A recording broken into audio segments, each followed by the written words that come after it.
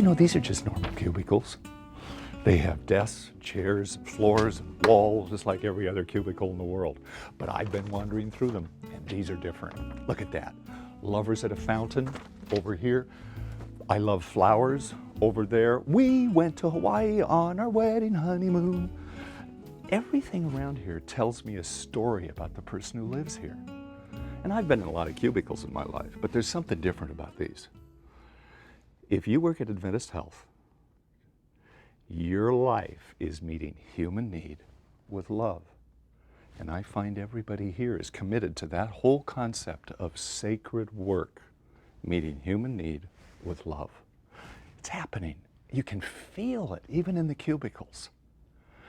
In the Christian scriptures, in the book of Colossians, Paul, writing to a church in Asia, he wrote this: if you take your mind and your heart, focus them on God, God will turn your life inside out. He will take away anger, rage, and malice, and He will replace those with quiet strength. That's quite a picture. But let me give you a picture that makes it even more practical. It's a picture that's not nice. We had an emergency room doctor who was brilliant at what he did and had the worst customer service scores of anybody in any of our hospital facilities. It was terrible. Nobody liked him. The patients didn't like him. The families didn't like him. None of the other employees liked having him around. So one day the chief of the medical staff called him in and said, you know, Bob, we got troubles. You're not doing it. It's not working. And the doctor kind of slumped and said, yeah, I know. I looked at my scores. They're just awful. Why is it nobody likes me? The chief said, you better go home and figure that out. You got 3 weeks or you're fired. So Bob went home. And he went to his study. And he sat in his desk thinking, what am I doing that's destroyed my life? Why doesn't anybody like me anymore? I mean, people used to like me. You know, you go through all of those questions. What's wrong with me? His wife said, maybe you ought to learn everybody's names. And he said, they're too sick to even know that I know their names. As he was sitting at his desk, he looked up and on the wall, he saw one of those notebooks from med school.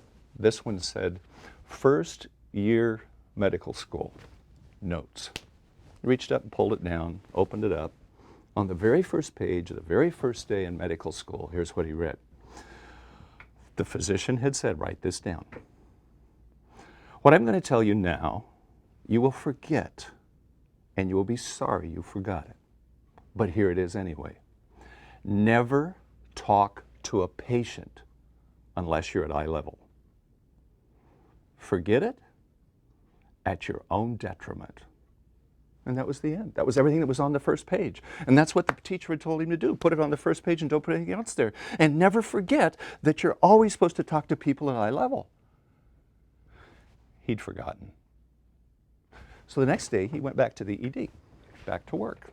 And he walked all the way around through all of the emergency room cubicles and rooms looking for chairs. Do you know that hospitals don't put chairs in emergency rooms? Now, there's got to be a good reason for that, but I've never heard it. In this case, Doc wanted to talk to people eye to eye. All of them are lying down, or all of them are, you know. The only thing he could find was the trash can. So bear with me. This is my trash can. And he stomped it right in, right next to the bed, and he leaned over and he started talking to all of his patients eye to eye. Now, that sounds really absurd, but he did. He found everyone was laughing at him. He would talk to them. As soon as he pulled the trash can over, the people would start laughing. Didn't matter what disease they had, didn't matter how bad it was or how bad the auto accident or whatever, they would all start laughing. You're sitting on the trash can, doctor. He said, yeah, I know. It's the only way I can get down to where you are. Now, tell me your name. I asked him, did you do anything different? No. Still took the history the same way. I still did my tests the same way. I did all my analysis the same way. Everything I did as a doctor, I did just the same. What was the difference? I looked him in the eye. He smiled and he said, you know what difference happened? At first, everybody laughed at me. Then they started calling me the trash can doc, and everybody started laughing with me. Just like that. Within 4 weeks, I had so many good scores that I was pretty cool. And believe it or not, after 6 months, the trash can doc became the most successful emergency room doctor by customer service in that facility. Amazing. When he came to talk to me, he said, you know, I didn't do anything different, but it did something different to me. All the frustrations that I brought to the emergency room, all of my anger, all my rage at the stupid people out there, the guy who honked behind me at the left turn lane, they just all went away because all I saw was the face of a person who needed me to love them.